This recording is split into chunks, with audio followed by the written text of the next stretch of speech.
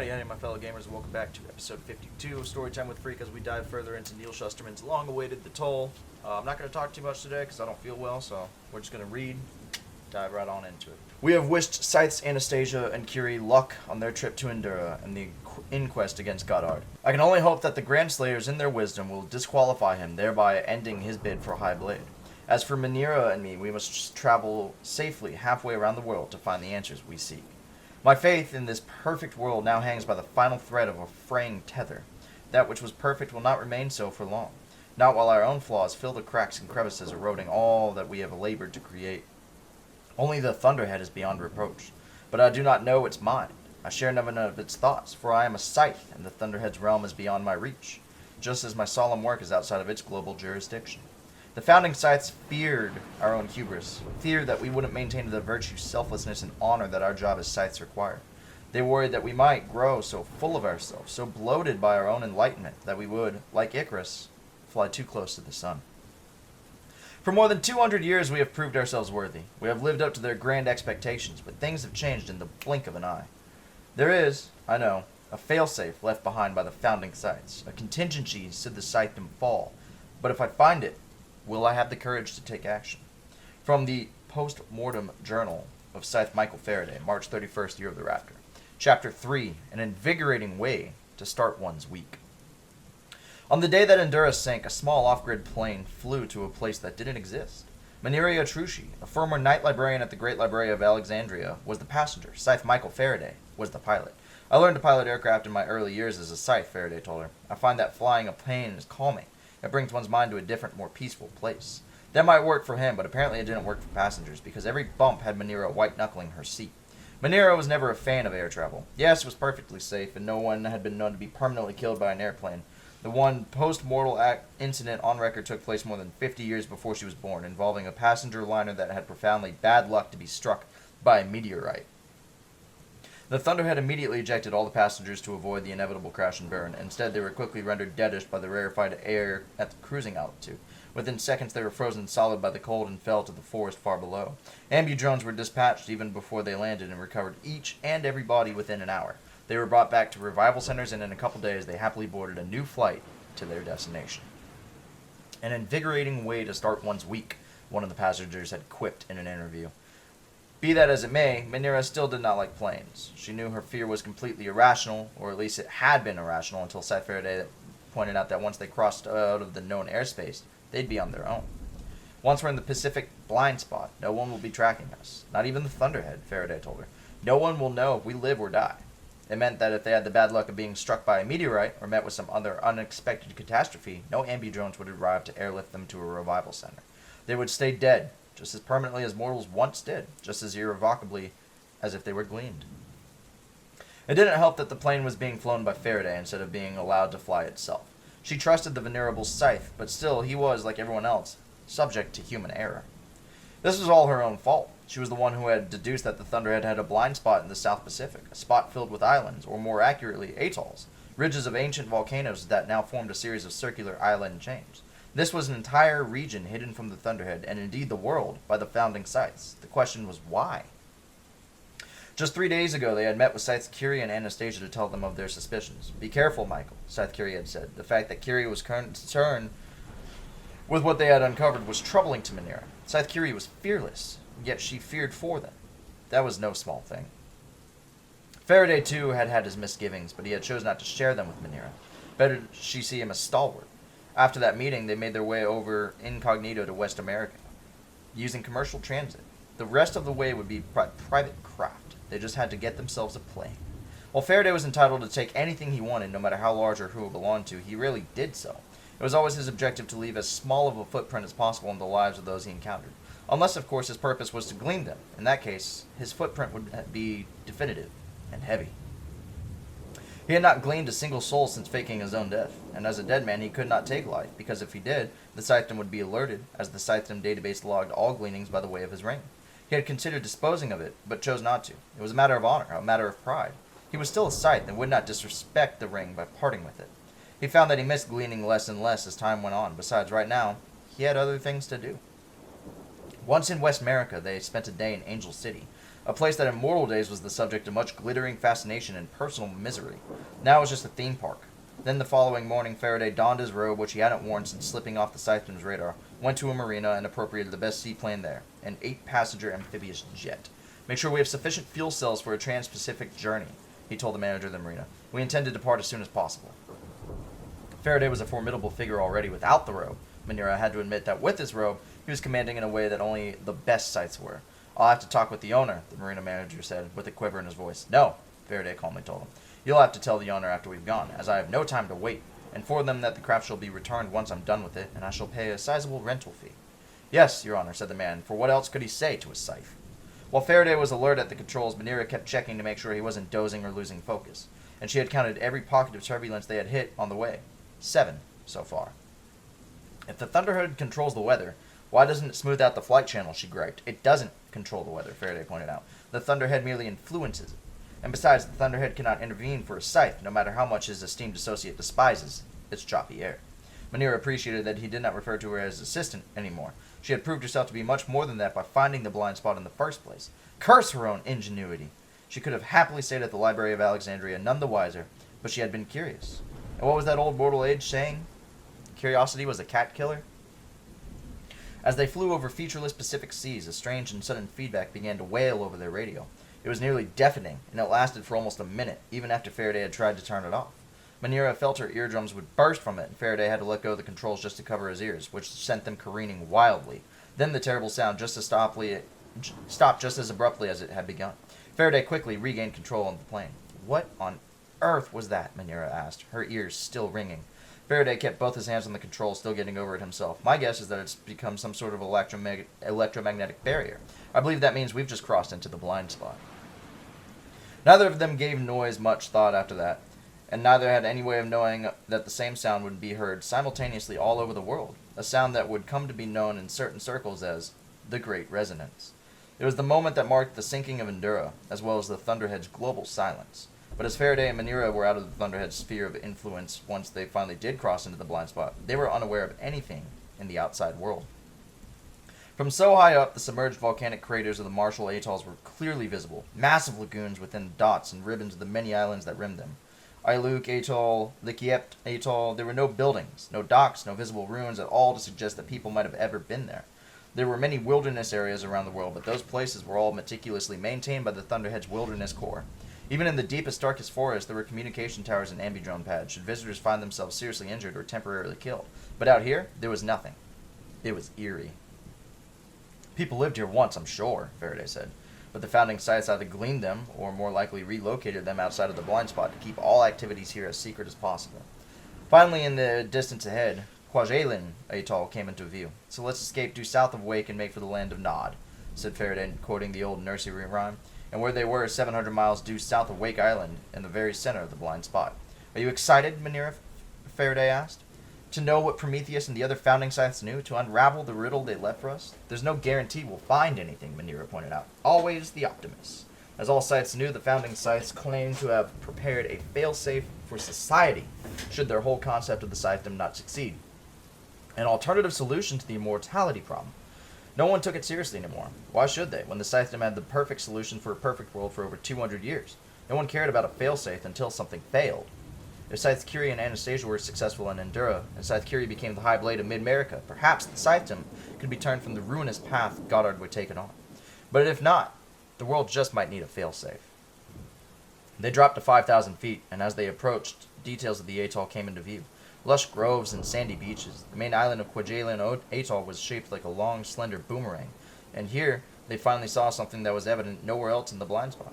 Telltale signs that there had once been a human presence here. Strips of low growth that used to be roads, foundations outlining spots where buildings once stood. Jackpot, said Faraday, and pushed his stick forward, dropping their altitude for a closer look. Manera could actually feel her nanites registering her relief. At last, all was well. Until the moment that it wasn't. Unregistered aircraft, please identify. It was an automated message, barely audible through waves of powerful interference with the generated voice that sounded too human to actually be human. Not to worry, Faraday said, then transmitted the universal identification code used by the Scythedom. A moment of silence passed, and then, unregistered aircraft, please identify. This is not good, said Manera. Faraday threw her a half-hearted scowl, then spoke into the transmitter again. "This is Scythe Michael Faraday of Mid-America, requesting permission to approach the main island." Another moment of silence, then the voice said, "Scythe ring detected." Both Faraday and Manera relaxed. "There," said Faraday. "All better now." Then the voice spoke again. "Unregistered aircraft. Please identify." "What? I said I'm Scythe Michael Faraday. Scythe not recognized." "Of course it won't acknowledge you," Manera told him. "You weren't even born when the system was put in place. It probably thinks you're an imposter with a stolen ring." Blast! Which is exactly what the island did. A laser pulse shot out from somewhere on the island and took out their left engine with a reverberating boom that they could feel in their bones as if they had been stuck. But not by the plane. This was everything Manera had feared, the culmination of all her worst-case scenarios, and yet, in spite of that, she found courage and clarity in the moment that she hadn't expected to find. The plane had a safety pod. Manera had even checked it before takeoff just to make sure it was in working order. "The pod's aft," she told Faraday. "We have to hurry." Still, he remained obstinately on the static field ratio. "This is Scythe Michael Faraday. It's a machine," Manera reminded him, "and not a very smart one. It can't be reasoned with." The proof of that was a second shot that shattered the windshield and set the cockpit on fire. At a higher altitude, they would have been sucked out, but they were low enough to be spared from explosive decompression. "Michael!" yelled Manera, using his first name, which she had never done before. "It's no use!" Their wounded craft had already begun a lopsided dive toward the sea. There was no saving the plane now, not even by the most skilled of pilots.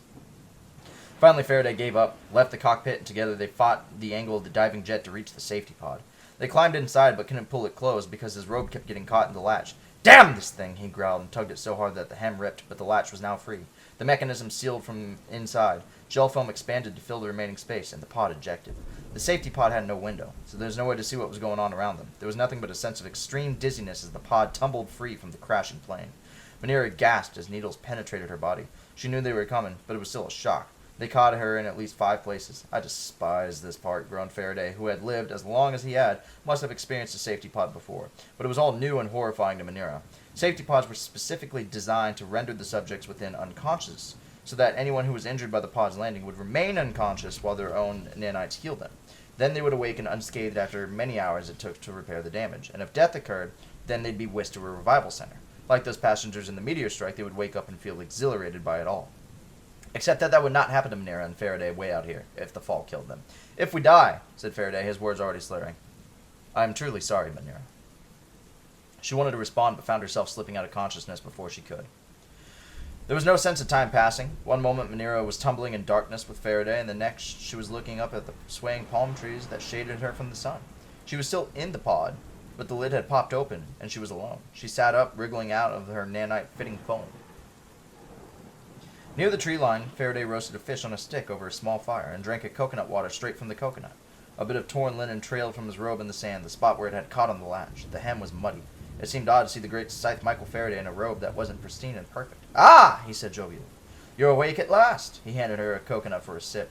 "A miracle we survived," she said. Only when she smelled the fish he was roasting did she realize how hungry he was. The pod was designed to keep its occupants hydrated for days, but provided no actual nutrition. Her hunger attested to the fact that they had been there healing within the pod for at least a day or two. "We almost didn't survive," Faraday told her, giving her the fish and skewering another. According to the pod's record, there was a failure of the parachute, probably hit by a piece of debris, or it took out by the laser sprite. "We hit the water hard, and in spite of the foam padding, we both suffered grade 3 concussions and multiple rib fractures. You also had a ruptured lung, which is why it took you a few more hours for your nanites to heal you than mine." The pod, which had a propulsion system for water landing, had powered them safely to shore and was now half buried in the sand, having endured 2 days of rising and falling tides. Manera glanced around, and Faraday must have read the look on her face because he said, "Oh, don't worry. The defensive system apparently only tracks incoming craft. The pod came down close enough to the island not to be noticed. And as for their plane, the one Faraday had promised to return to its owner, it was now in pieces at the bottom of the Pacific." "We're officially castaways," Faraday said. "Then why are you so damn happy?" "Because we're here, Manera. We did it. We have achieved something that no one since the birth of the post-mortal age has achieved. We have found the land of Nod." The Kwajalein Atoll seemed like the place from the small place from the sky, but now that they were here on the ground, it felt massive. The main island wasn't very wide, but it seemed to stretch on forever. There was evidence of an old infrastructure everywhere. So hopefully what they were looking for would be here, and not on one of the outlying islands. The problem was, they didn't know what exactly they were looking for. They explored for days, slowly zigzagging back and forth across the island from dawn until dusk, keeping a record of the relics they found, and there were relics everywhere. The broken pavement of roads that had long since given way to a new-growth forest, stone foundations that had once supported buildings, tumbled piles of rusted iron and worn steel. They dined on fish and wild fowl, which were plentiful on the island, as were whimsically varied fruit trees that were clearly not indigenous. Most likely they had been cultivated in backyards and were still here long after the homes and yards had gone. "What if we don't find anything?" Manera had asked early into their exploration. "We'll cross that bridge when we come to it," he said. "There are no bridges," she reminded him. For the first few days, aside from the stubby defensive tower, which had sealed itself shut like some vertical sarcophagus, they found little more than broken porcelain from old sinks and toilets, and plastic containers that would probably remain there unchanged until the sun went nova and devoured the inner planets. This place might be Mecca for archaeologists, but it brought the pair no closer to finding what they had come for. Then, toward the end of the first week, they crested a berm to find a sand-covered expanse too geometric to be natural. Just a little bit of shallow digging revealed a layer of concrete so thick that barely anything had taken root in it. There was a sense of purpose to the place, although they couldn't tell what that sense of purpose might have been.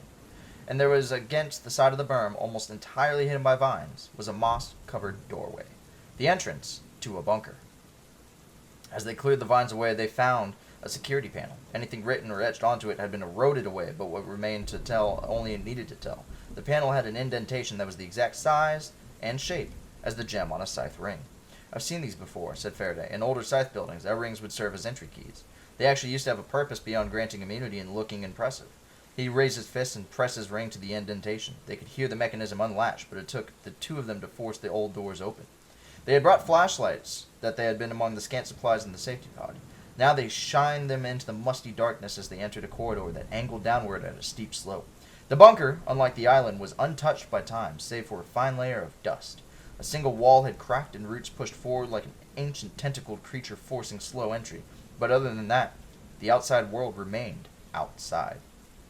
Finally, the corridor opened into a space with multiple workstations, old screens of antique computer consoles. It reminded me near the secret room beneath the Library of Congress where they had found the map that led them here.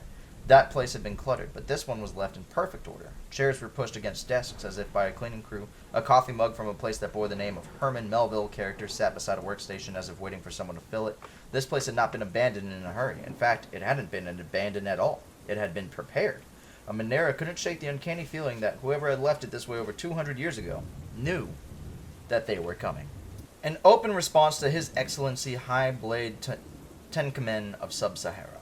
"I categorically refuse to honor your unethical and offensive restriction of mid-American scythes. I will not now, nor ever acknowledge the right of any High Blade to banish my scythes from any region. As I'm sure your own parliamentarian will tell you, scythes have free reign to travel the world over and over, and can glean whomever they see fit, whenever and where they see fit to do it. Therefore, any restriction placed has no validity, and any region that joins Sub-Sahara in this wretched endeavor shall see an influx of mid-American scythes. If only to make my point, be warned that any action taken against my scythes in your region will be responded to in kind and swiftly. Respectfully, Honorable Robert Goddard, High Blade of Mid-America." Chapter 4. Objects of Great Value. The first week of the Endura salvage had been all about mapping the wreckage in the expansive debris field. "Here's what we know," Captain Sabaranis told Scythe Pasuelo, bringing up a holographic display. "The island of the Enduring Heart sank right along the ridge of the subsea mountain range. It hit a peak on the way down and split into 3 sections. Jericho rotated the image. 2 segments came to rest on this plateau east of the ridge, and the third dropped into a trench on the western side. And it's all within a debris field that spans 25 nautical miles. How long until we start bringing things up?" Pasuelo asked. "It's a lot to explore and catalog," Jericho told him. "Maybe a month until we can begin. But a proper salvage is going to take years. Decades, even." Pasuelo examined the image of the wreckage, perhaps studying what was left of the skyline, looking for familiar landmarks. Then he took it upon himself to rotate the map and pointed to the section way down in the trench. "The map looks incomplete here." "Why?" "The depth. The treacherous terrain is making it difficult to map, but that can come later. We can begin with the debris field and the sections that came to rest along the plateau." Pasuelo waved his hand as if swatting at a gnat. "No. I'm more interested in this section in the trench." Jericho took a moment to study the scythe. The man had been affable and forthcoming thus far, perhaps was even more willing to trust them now to gain some information. Pasuelo might not be willing to share it with others. "If there's something specific you're looking for, it would help if I knew." Pasuelo took a moment before he answered. "The Amazonian Scythedom is interested in the recovery of priceless artifacts. Those artifacts can be found in the ruins of the Museum of the Scythedom." "The Enduring Heart?" asked Jericho. "I'm sure the heart itself is long dead and devoured." "It was in a protective case," Pasuelo told him. "Whatever remains of it should be preserved in a museum." Then he added, "And there were other items." When it was clear that Pasuelo was not going to reveal any more, Jericho said, "Understood.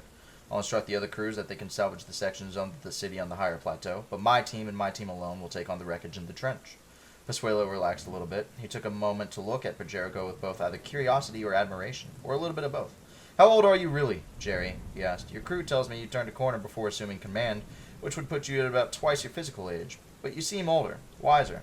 I'm thinking that wasn't the first corner you've turned. Jericho took a moment considering how best to answer. I'm not the age that I tell my crew, Jericho finally admitted, because half-truth was better than no truth at all. The Enduring Heart, the one for which the great floating city was named, was the oldest living heart in the world, kept alive by electrical stimulation and rejuvenating nanites, so that it was forever young. It had beat over 9 billion times and was the symbol of humanity's conquest of death. However, it died when the island sank and the power was cut to its electrodes. As Scythe Pasuelo had said, it was indeed protected within an impact-resistant tempered glass case. But the case could not stand the pressure so far down, and it imploded long before reaching the bottom. As for the heart itself, or what was left of it after the implosion, it would not turn up among the debris the salvage team eventually found. No doubt it had been devoured, if not by the carnivorous sea life that had been lofted in an artificial feeding frenzy, then by some lucky scavenger who just happened to be passing by. While all the other salvage teams were satisfied to go after easier salvage, Jerry Sobranos' crew labored tirelessly with little to show for its efforts for weeks. While other crews were bringing up treasure troves, Captain Sobranos brought up virtually nothing. With the towers of the drowned city leaning at steep angles, ripping free and tumbling with the slightest provocation into the depths, it was too dangerous to actually send crew members down. While amphibious Tasmanians were fine for shallow salvages, they couldn't dive past 60 meters without a pressure suit. They had already lost one robotic sub, crushed by a plunging refrigerator that came crashing through the window of a shifting tower. True, anyone who was killed could be sent off for a revival, but they required being able to retrieve their bodies from the trench. It was simply not worth the risk. Pasuelo, usually a man of measured demeanor and not easily riled, was now prone to fits of frustration. I realize that this is a delicate process, Pasuelo said after the 5th week of remote deep dives, but sea slugs move faster than you and your crew. What made his frustration worse was the arrival of more and more Scythe yachts. Representatives from nearly every Scythedom in the world had shown up, because everyone knew that he was after the vault of relics and futures. It was fine when it remained a place too cold and too deep for even sunlight to reach, but out of sight did not mean out of mind. Your Honor, forgive my impertinence, Jerry told Sydney, because now they're most certainly on first-name basis. But it's a steel vault sealed within another steel vault buried beneath thousands of tons of wreckage on the side of a dangerous slope. Even if it wasn't at the bottom of the sea, it would be hard to reach. It requires meticulous engineering effort and, above all, patience. If we don't wrap this up in short order, railed Pasuelo, Goddard will swoop in and take everything we bring up. Yet Goddard's presence at the site was, thus far, conspicuously absent. He had sent no salvage teams or representatives to ensure he got his share of the diamonds. Instead, he raved publicly about defiling hallowed waters and dishonoring the dead, claiming he wanted no part of anything that was found down there. But it was all posturing. He wanted those diamonds as much as anyone, if not more, which meant that he had to get ahead of them, and he had a plan. There was no denying that Goddard had a knock for getting whatever he wanted, and that kept every Scythedom in the world on edge. Scythedom. That word used to mean global organization as a whole, but now regional thinking had taken over. There was no sense of the word Scythedom anymore, only provincial politics and petty grievances. Pasuelo had nightmares of a world where Goddard had all the diamonds and could handpick every single new scythe. Were that to happen, the world would tilt so heavily toward his so-called new order it would tip off its axis, and the voices of those who resisted him would be lost in the pained wails of those he so gleefully gleaned.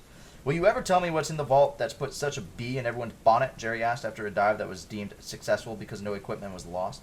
A bee? More like a hornet's nest, Pasuelo answered. The vault, as does any vault, contain objects of great value. But in this case, those objects are not your concern because they are only of concern to scythes and value to scythes. At that, Jerry smirked. Ah! I've always wondered where the scythe rings were kept. Pasuelo cursed himself for having said anything at all. You're too clever for your own good. That, Jerry said, has always been my problem. Pasuelo sighed. Was it so bad that the captain knew? The affable Madagascan was not a greedy sort, treated the crew well, and had shown nothing but respect for Pasuelo. The Scythe needed someone to trust in all this, and Captain Sobranos had certainly proven himself trustworthy, or himself, as the sky was currently under heavy cover of clouds. It's not the rings, but the gems themselves. Many thousands of them, Pasuelo admitted. Whoever controls those diamonds controls the future of the Scythedom. While we are in the Lone Star region would like to remain neutral in this matter, it's become clear to us in Texas that Highblade Goddard intends to impose his will upon all of North America, and perhaps the world entire. Without Grandslayers to check his ambition, we fear his influence will grow like a mortal age cancer.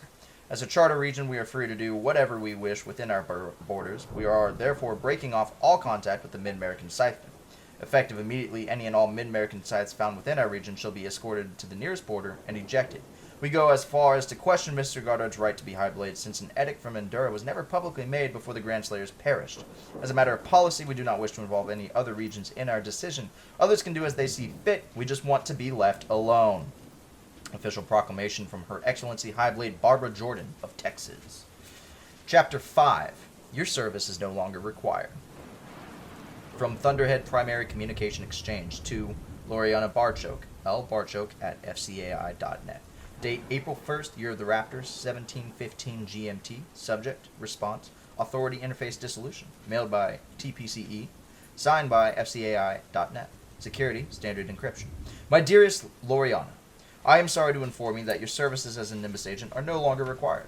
I know you have performed to the best of your ability, and this is permanent release from my services by no means a reflection on you or your work for the Authority Interface. However, I have decided to dissolve the Authority Interface in its entirety. Effective immediately, it shall cease to exist as a managerial entity, and therefore you are released from service. I wish you luck in all your future endeavors. Respectfully, the Thunderhead. If someone had told Loriana Barchoke that her job would cease to exist less than 1 year out of the Nimbus Academy, she would not have believed it possible. She would not have believed a great many things possible, but those things had all happened, which meant that anything could happen now. Anything, for all she had knew. A hand could reach out of the sky with tweezers and pluck her eyebrows with impunity. Not that that needed plucking. Her eyebrows were fine. But it could happen. She wouldn't put anything past this peculiar world anymore. It didn't make sense. At first, Loriana thought that the email from the Thunderhead was a joke. There were plenty of pranksters at the Fulcrum City AI offices, but it became quickly evident that this was no prank. At the end of the horrible, ear-splitting noise that blew out many a sound system around the world, the Thunderhead sent every Nimbus agent everywhere the identical message. The Authority Interface had been shut down, every single agent was now unemployed, and unsavory, just like everyone else. If the whole world is unsavory, another agent lamented, then of course we're out of a job. We're supposed to be out of the professional interface for the Thunderhead. How can we do that if we're unsavory and by law forbidden to talk to it? No point in obsessing over it, said another Cog League who didn't seem bothered by it. What's done is done. But to fire all of us, Loriana said, every single one with no warning, that's millions of people. The Thunderhead has its reasons for everything, the nonplussed colleague said. The fact that we can't see the logic shows our limitations, not the Thunderhead's. Then, when the news of Endura's sinking broke, it became evident, at least to Loriana, that humanity was being punished for it, as if somehow everyone was complicit in the crime. So now the Grand Slayers were gone, the Thunderhead was irked, and Loriana was out of a job. Reevaluating one's life was not something easily accomplished. She moved back in with her parents and spent a great deal of time doing a whole lot of nothing. There was employment everywhere, free training and education for any profession. The problem wasn't finding a career path, it was finding something she actually wanted to do. Weeks passed, and what would have been despair, but was dialed down to melancholy by her emotional nanites. Even so, that melancholy was deep and pervasive. She was not accustomed to idle, unproductive time and was completely unprepared for being cast into the winds of an uncertain future. Yes, everyone in the world was subject to those winds now, but at least others had jobs to tether them to the familiar. Routines to keep the Thunderhead free lives in the semblance of order. All Loriana had was time to dwell on things. It was overwhelming. At her parents' behest, she had gone in to get her nanites tweaked in order to raise her spirits, because not even melancholy could be tolerated these days. But the line was too long. Loriana could not abide waiting, so she left. Only unsavories wait in line, she told her parents when she got back, referring to the way the Thunderhead organized the AI's Office of Unsavory Affairs with intentional inefficiency.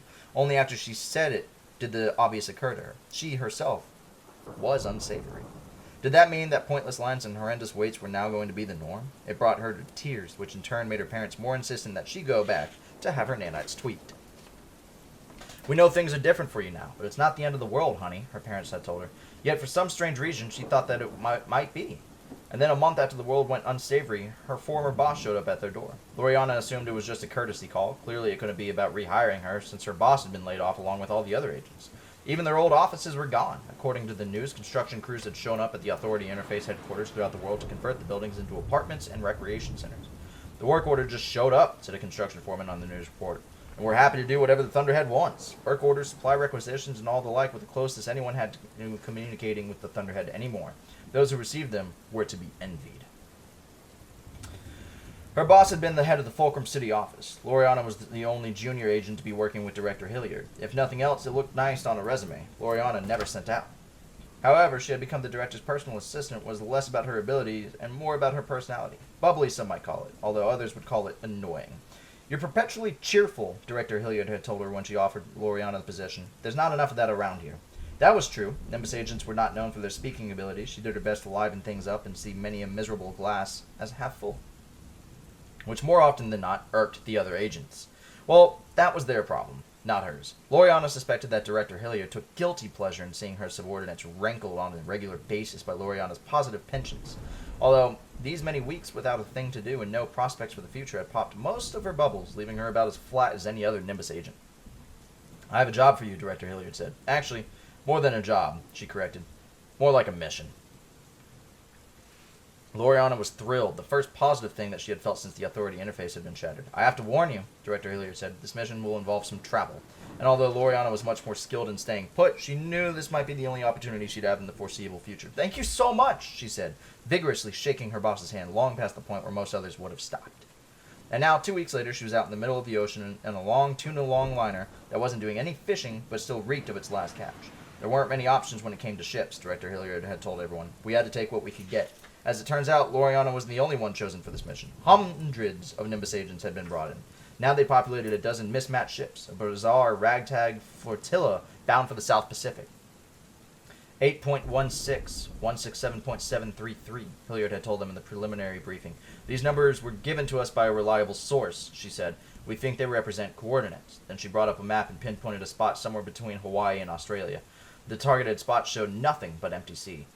But what makes you think they're coordinates? Loriana asked the director after the briefing. I mean, if all you had were random numbers, it could be anything. How can you be sure? Because, the director confided, as soon as I spoke my suspicion that they might be coordinates, I began to receive advertisements for ship charters to Honolulu. The Thunderhead?